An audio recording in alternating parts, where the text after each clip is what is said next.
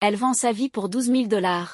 Moi, Sarah Martel, 28 ans, debout derrière le comptoir d'un dîner minable appelé le Relais de la 47, un trou perdu sur une nationale battue par les vents, quelque part entre nulle part et l'oubli.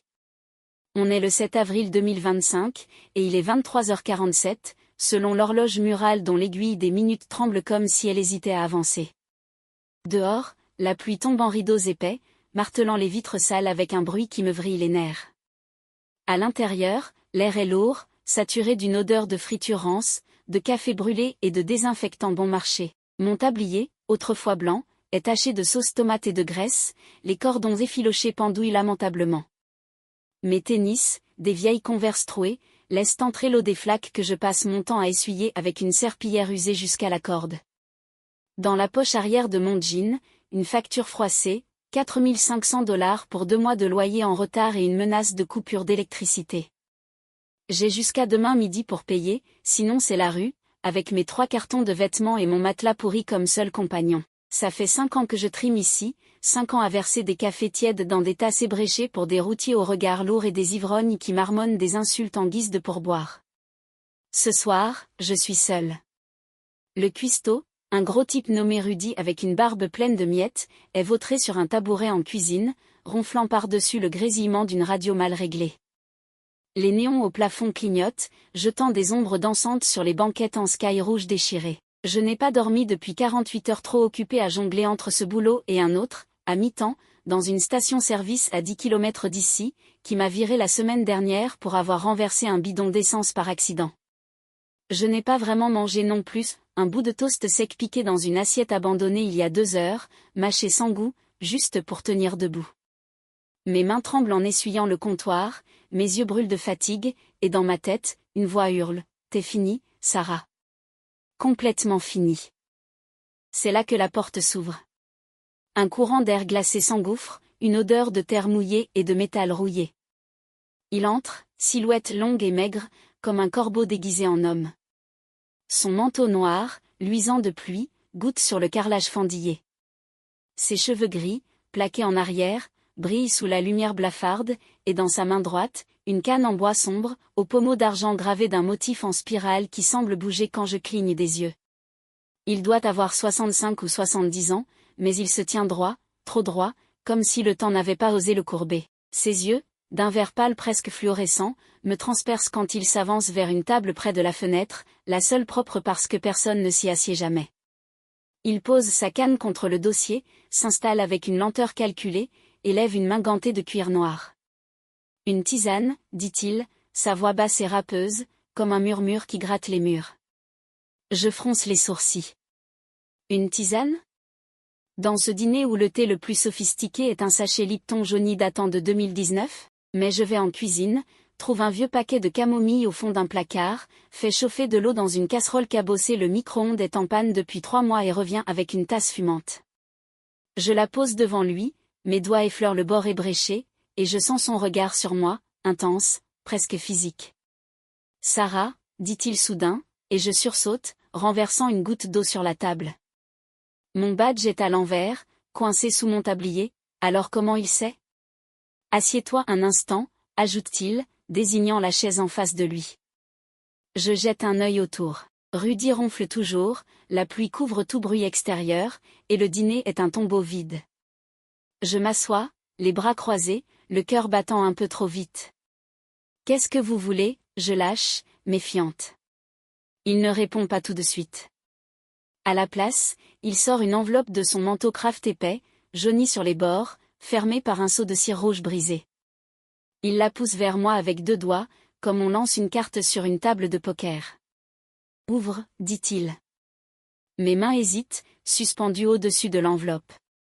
Je la prends enfin, déchire le rabat, et là, mon souffle s'arrête. Des billets. Des liasses épaisses, impeccablement rangées, des billets de 100 $, neufs, craquants. Je compte rapidement dans ma tête, 10 liasses de 100 billets chacune, plus 2 petites en bonus. 12 000 $. Plus que ce que je gagne en un an, même en comptant les pourboires misérables que je déclare à peine. Mon cerveau s'emballe, mes doigts serrent l'enveloppe comme si elle allait s'évaporer. C'est à toi, dit-il, si tu viens avec moi. Une nuit. Rien de plus. Je ricane, un rire nerveux qui sonne faux dans le silence. Vous plaisantez? C'est quoi, une caméra cachée? Vous êtes un pervers ou un flic qui me teste? Il ne bronche pas, ses yeux fixes, presque luminescents sous les néons. Pas de caméra. Pas de violence. Juste une nuit dans mon manoir. À l'aube, tu repars avec l'argent. Sa canne tapote le sol, un bruit sec, rythmique, qui me fait frissonner malgré moi. Et si je dis non, je demande, la voix tremblante. Il hausse les épaules, un sourire en coin, fin comme une lame. Je repars. Avec l'argent. Et toi, tu restes ici, avec tes factures. 12 000 $. De quoi payer le loyer, l'électricité, quitter cet enfer, peut-être même reprendre des études, ouvrir un jour ma propre boutique, un rêve idiot que je traîne depuis l'adolescence, un café à moi, avec des plantes et des murs peints en jaune. Mais ce type, il pue le danger, une odeur invisible qui me tord les tripes. Pourquoi moi? Pourquoi ce dîner paumé, à cette heure précise? Je le dévisage, c'est très anguleux, sa peau trop pâle, ses mains gantées qui ne tremblent pas. Mes instincts hurlent de refuser, de jeter l'enveloppe et de courir. Mais mes yeux reviennent au billet, à cette promesse de liberté. Ma vie est une cage, et cette enveloppe, c'est une clé. Alors, après un silence qui dure une éternité, je murmure, d'accord. Il se lève sans un mot, reprend sa canne, et sort sous la pluie. Je le suis, laissant une note griffonnée pour Rudy malade, je rentre et attrape mon blouson trempé accroché près de la porte. Dehors, une Mercedes noire attend, garée sous un réverbère vacillant. Les vitres sont teintées, opaques, et quand je monte côté passager, l'odeur de cuir vieilli et de métal froid me prend à la gorge. Je glisse l'enveloppe sous mon blouson, contre ma poitrine, comme un bouclier. Il démarre, le moteur ronronne doucement, et on s'éloigne du dîner, les phares trouant la nuit. La pluie tambourine sur le toit, les essuie-glaces battent un rythme hypnotique. Je lui jette des regards en coin. Il conduit en silence, les mains fermes sur le volant, les yeux fixés sur la route. On quitte la nationale après 5 minutes, bifurquant sur un chemin étroit bordé de pins noirs, leurs branches griffant le ciel comme des doigts tordus. Les lumières de la civilisation s'effacent, remplacées par une obscurité épaisse, presque vivante. Mon cœur cogne, mes doigts triturent l'enveloppe sous mon blouson. On va où, exactement, je demande, brisant le silence. Il tourne légèrement la tête, juste assez pour que je voie son profil. Chez moi, dit-il simplement, et sa voix me donne la chair de poule. Le trajet dure une éternité, 20 minutes, 30, peut-être plus, je perds la notion du temps. La route serpente, grimpe, descend, les pneus crissent sur des graviers mouillés. Enfin, les phares éclairent une grille en fer forgé, massive, ornée de motifs en spirale qui rappellent le pommeau de sa canne. Elle s'ouvre toute seule, grinçant comme un cri métallique, et on entre dans une cour envahie de mauvaises herbes. Devant nous, un manoir se dresse, une silhouette sombre et tortueuse, comme une bête accroupie dans la nuit. Les tourelles percent les nuages bas, les fenêtres hautes sont voilées de rideaux épais, et la façade en pierre noire luit sous la pluie. Mon estomac se noue, mais il coupe le moteur, descend, et me fait signe de le suivre. Je sors, mes tennis s'enfoncent dans la boue, la pluie trempe mes cheveux. Il marche vers l'entrée, sa canne claquant sur les pavés, et pousse une double porte en bois massif, sculptée de visages indistincts qui semblent hurler en silence. J'hésite, une seconde, 2, 3, puis je franchis le seuil, l'enveloppe toujours serrée contre moi. Le hall est un autre monde, un mausolée figé dans le temps. Le sol est en marbre noir veiné de blanc, poli mais marqué de fissures fines comme des toiles d'araignée. Un lustre en cristal pend au plafond, énorme, ses prismes ternis par la poussière, projetant des éclats de lumière froide sur les murs. Ces murs, ils sont couverts de tableaux, des dizaines, peut-être des centaines, alignés avec une précision maniaque. Des portraits de femmes, toutes jeunes, toutes belles, avec des cheveux soyeux, des peaux lisses, des yeux brillants. Mais leurs regards sont vides, fixes, comme des poupées mortes. Certaines ont des robes d'époque, dentelles et velours, d'autres des vêtements modernes, jeans et chemisiers. Je m'arrête devant une toile, une brune aux yeux verts, un sourire figé, une date inscrite en bas 1998. Mon âge, presque. Un frisson me parcourt. Une odeur flotte dans l'air, un mélange de bois ancien, de cire fondue et de quelque chose de métallique, comme du fer rouillé ou du sang séché. Il me guide à travers le hall, ses pas résonnent, et on entre dans un salon immense. Une cheminée domine la pièce, taillée dans une pierre brute, les flammes crépitent sur des bûches épaisses, jetant des ombres dansantes sur les murs lambrissés. Les meubles sont anciens mais luxueux, des fauteuils en cuir usé, une table basse en acajou couverte de marques, un tapis persan élimé sous mes pieds. Il désigne un canapé près du feu. « Assieds-toi, dit-il, et je m'exécute, le cuir craque sous mon poids, encore humide de la pluie. Il prend place en face, dans un fauteuil à haut dossier, pose sa canne contre son genou, et sort une flasque en argent de son manteau. Il dévisse le bouchon, verse un liquide rouge sombre dans un verre en cristal posé sur la table du vin, je suppose, mais l'odeur qui s'en dégage est étrange, trop forte, presque féreuse. Il le porte à ses lèvres, boit une gorgée, et une marque rouge reste sur le bord du verre.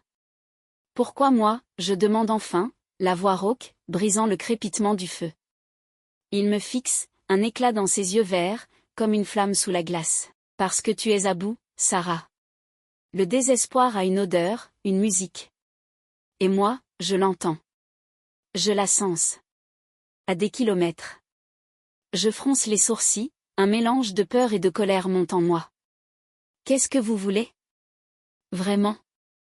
Il pose son verre, se penche légèrement, ses gants grincent quand il croise les mains. Ton histoire. Raconte-moi qui tu es. Chaque douleur, chaque chute, chaque larme. Tout. Sa voix est douce maintenant, presque hypnotique, mais ses mots me glacent. Et après, je demande, méfiante. Après, tu seras libre. Avec l'argent. À l'aube, tu partiras. Ça semble absurde, trop simple. Pourquoi payer 12 000 $ pour écouter mes misères ? Mais je suis là, coincé dans ce manoir, avec cet homme qui me regarde comme s'il voyait à travers ma peau. Alors je commence. Ma voix tremble au début, hésitante, comme si les mots étaient des cailloux coincés dans ma gorge. Je parle de mon père, Michel, un ouvrier du bâtiment qui sentait la sueur et le tabac bon marché.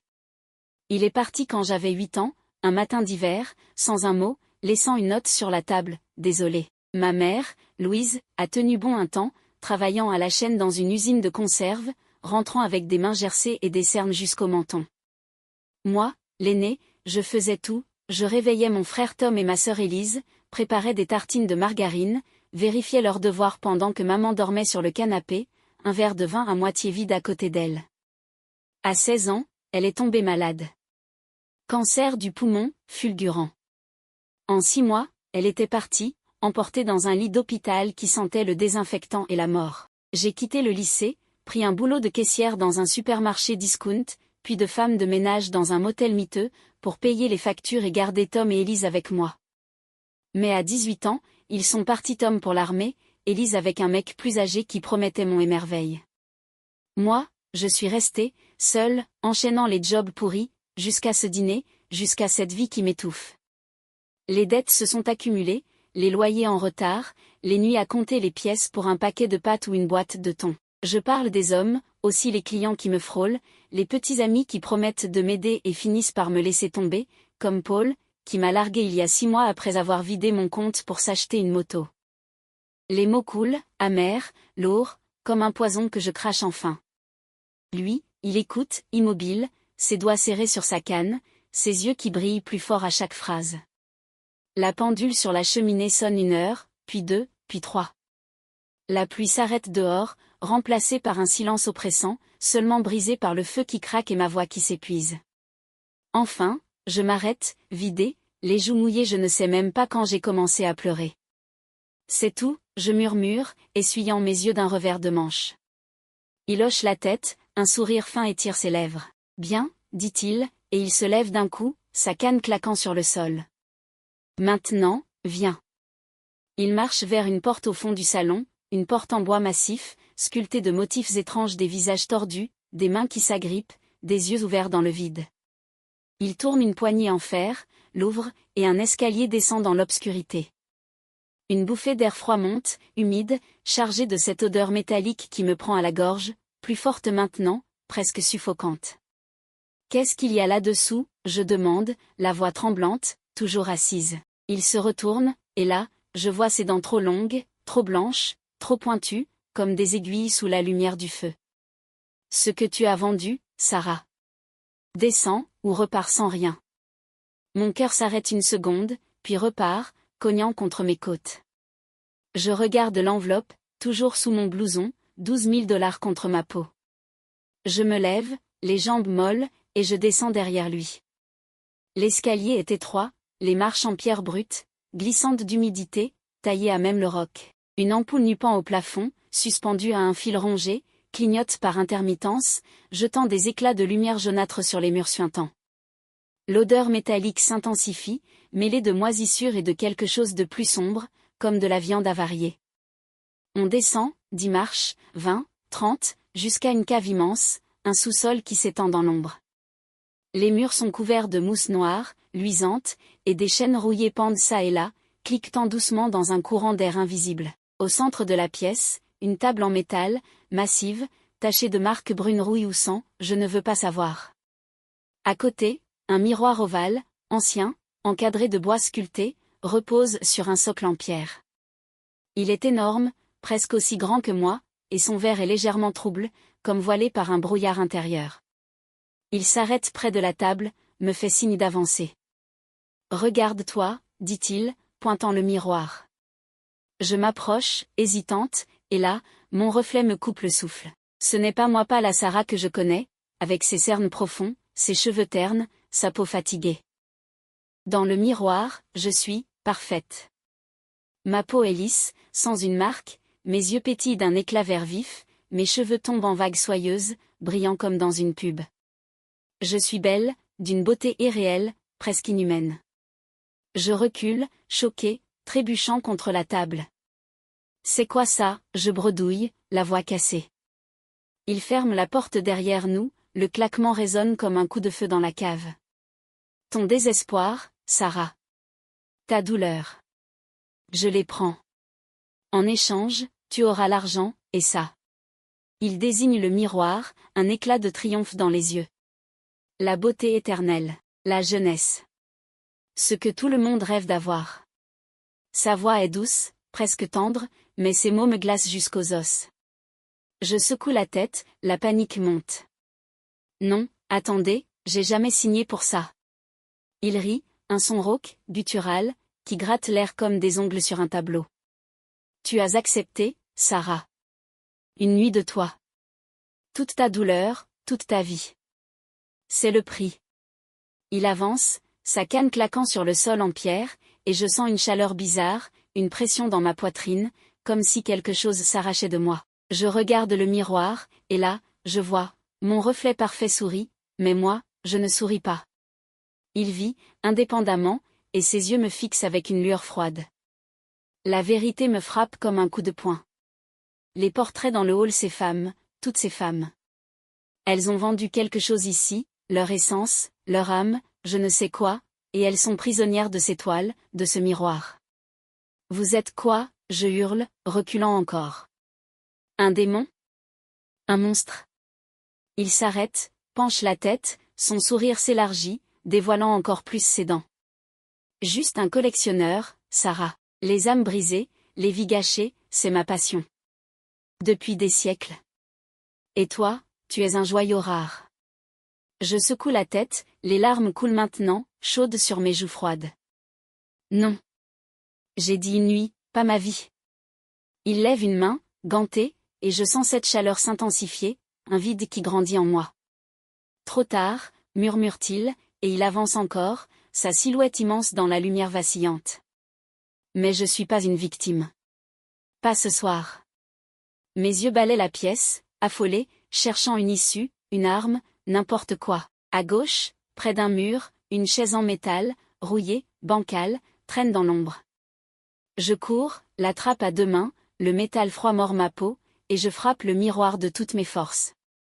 Le verre explose en mille éclats, un cri inhumain déchire la cave, aigu, strident, comme des dizaines de voix hurlant à l'unisson. Lui, il chancelle, un hurlement sort de sa gorge, son visage se tord, sa peau se flétrit d'un coup, comme si des années, des siècles, le rattrapaient en une seconde. Ses yeux s'éteignent, sa canne tombe avec un bruit sourd, et il s'effondre, un tas de chair ridée et d'os brisés. Les murs tremblent, des fissures courent sur la pierre, des morceaux de plafond s'écrasent au sol. Je cours vers l'escalier, trébuchant sur les débris, mes poumons brûlent, mes jambes crient de douleur. Les chaînes cliquettent derrière moi, un vent glacial me pousse dans le dos. Je grimpe, une marche, 10, 20, jusqu'à la porte. Je l'ouvre d'un coup d'épaule, traverse le salon en courant, les portraits sur les murs s'effondrent un à un, les visages des femmes semblent hurler, libérés. Le hall, la porte d'entrée je l'arrache presque de ses gonds, et je suis dehors. L'aube pointe à l'horizon, une lumière grise perce les arbres noirs. La pluie a cessé, l'air est froid, pur. La Mercedes est là, immobile, les clés sur le contact. Je jette l'enveloppe sur le siège passager 12 000 $, intacte mais je ne la touche pas. Je démarre, les pneus crissent sur les pavés, et je roule, loin, sans regarder derrière moi. Je conduis pendant des heures, jusqu'à une aire d'autoroute déserte, à 100 km du manoir. Le réservoir clignote, vide, la voiture s'arrête dans un soubresaut. Je sors, les jambes tremblantes, le corps lourd, et je me regarde dans une vitre sale de la station. Mes cernes sont là, profonds, mes cheveux collent à mon front, ma peau est pâle, marquée par la fatigue et les larmes. Mais c'est moi. Pas une poupée parfaite, pas une illusion. Moi, Sarah, vivante. Je laisse la voiture là, l'enveloppe à l'intérieur. Je ne veux pas de cet argent, pas après ça. Je marche jusqu'à un banc, m'assois, et regarde le soleil se lever, un disque rouge pâle au-dessus des pins. Ma douleur, mes regrets, ils sont toujours là, en moi, mais ils ne me possèdent plus. Ce type, ce monstre, il voulait me les voler, me vider, mais il m'a montré autre chose, je suis plus forte que ma vie pourrie. Plus forte que lui. Alors, vous auriez fait quoi? Pris l'argent et risqué tout? Moi, j'ai choisi de partir les mains vides, mais libres. Parce que certaines choses, la vraie Sarah, avec ses cicatrices et ses combats valent plus que 12 000 $, plus qu'un miroir maudit, plus qu'une nuit dans l'ombre.